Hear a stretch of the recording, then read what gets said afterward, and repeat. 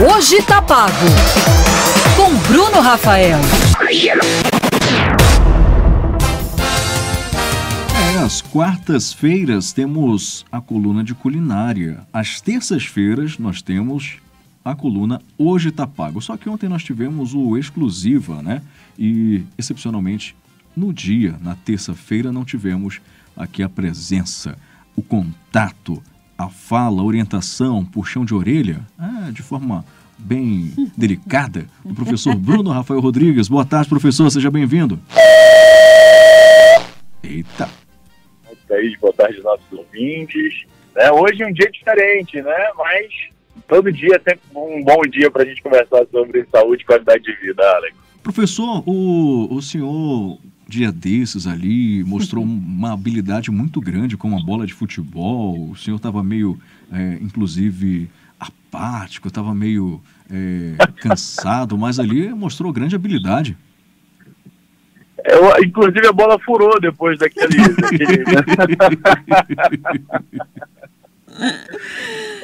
Realmente eu prefiro que os meus atletas cuidem da bola, porque quando eu começo a tentar fazer isso, Alex, não dá muito certo. É complicado. Professor, tem assunto tabu nesta quarta-feira aqui no Coluna Hoje Tá Pago. Nesse caso, que é preciso buscar um profissional para entender as relações do intestino com humor, perda de peso. Temos alguma outra coisa relacionada a isso? Thaís Gama, me ajuda aqui, por favor. Sim, vamos, professor. Hoje o assunto é importante porque a gente pode falar da obesidade, medicamentos que são vendidos para combater a obesidade, mas que estão sendo investigados pela União Europeia. Professor, o uso desses medicamentos podem oferecer riscos à saúde? É isso que a gente precisa saber com o senhor. Primeiro, agora de fato, para a nossa coluna, boa tarde, seja bem-vindo. Boa tarde, Thaís. Olha, vamos conversar bastante sobre isso, porque muitas das coisas, elas vêm sendo exploradas, né? Principalmente pelas redes sociais. Aí as pessoas começam a utilizar muitas redes sociais para transmitir algumas informações, para propagar algumas informações, e são coisas que a gente precisa realmente esclarecer para os nossos ouvintes. Essa é a nossa responsabilidade, vocês como comunicadores, eu como profissional da saúde. E é o seguinte, muitos dos medicamentos que hoje são utilizados para trabalho de tratamento da obesidade, Alex e Thaís, eles são realmente eficientes, eles são eficazes. Só que eles têm o seu uso hoje feito como se fosse uma bengala para muitas pessoas. Então ele pode sim entrar como uma intervenção de tratamento da obesidade, né? Os estudos científicos são robustos nessas questões, né? Favorecendo o seu uso, mas pessoas que realmente estão ali bem acima do peso, né? Com IMC acima ali dos 35, obesidade 2 e 3, obesidade mórbida, essas pessoas vão ter esses benefícios. Agora, o que a gente consegue ver muitas pessoas com sobrepeso ou com obesidade 1, que ainda é uma situação que é totalmente irreversível, né? Através ali dos meios mais conservadores, como a prática regular de exercício, a adequação alimentar. Então, de certa forma, popularizou-se o uso desses medicamentos para o trabalho da obesidade, para o tratamento da obesidade, mas muitas pessoas que não têm necessidade de fazer o uso desses medicamentos estão usando. Só para você ter uma ideia, Thaís, Alex e os nossos ouvintes, muitos desses medicamentos, né, vamos citar os medicamentos à base da semaglutida, como o Wegovy e o Ozempic, eles estão em falta no mercado.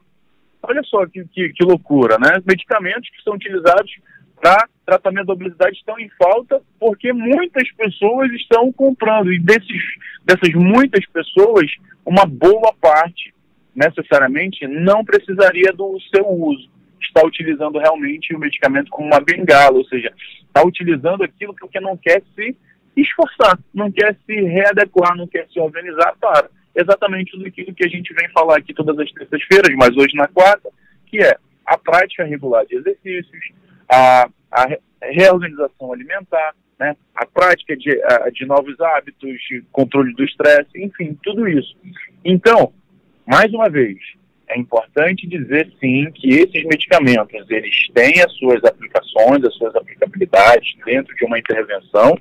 Em contrapartida, muitas pessoas, inclusive alguns profissionais, é importante também falar sobre isso, estão utilizando de maneira não adequada, né? Inadequada, porque em muitos casos esses pacientes que estão utilizando esses medicamentos, eles não têm necessidade real de fazer uso desse medicamento, mas como está na moda, como vem aí fazendo muito sucesso, e realmente os resultados, eles são resultados impactantes e de certa forma satisfatórios, muitos vêm utilizando.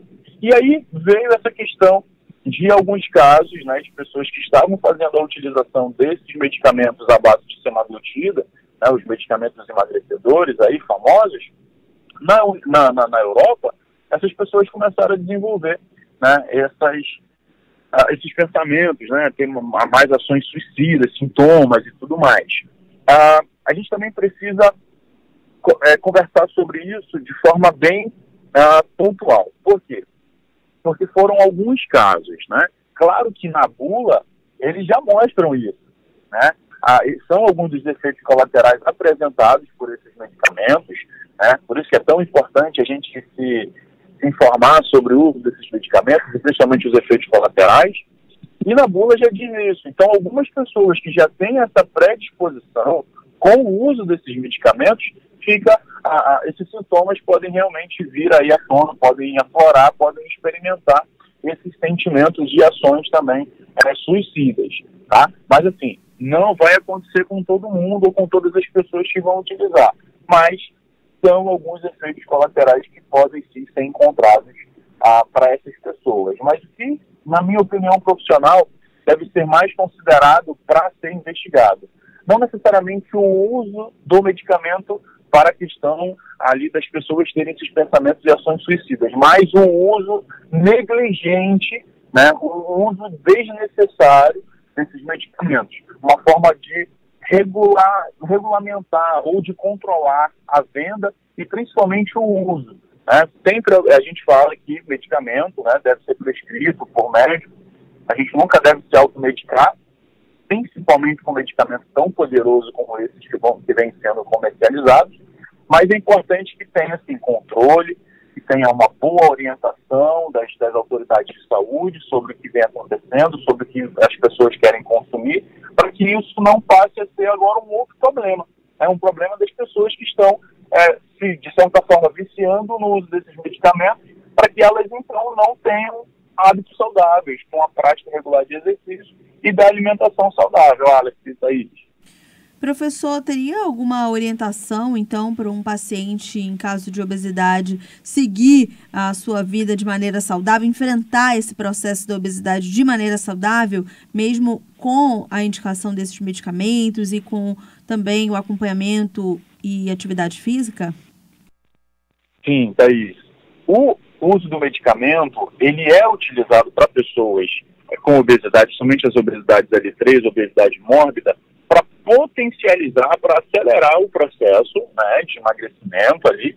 Primeiro, para que gere resultados satisfatórios para o paciente, para que melhore, obviamente, todas as suas condições de saúde, mas logo deve ser feito o que nós chamamos de desmame, ou seja, a pausa, né, do uso desse medicamento, e esse paciente, após a perda ali de 5, 10, 14, 15% do seu peso total, ele consiga, então, dar continuidade no seu tratamento, né, porque a obesidade ela é uma doença, sem o uso do medicamento.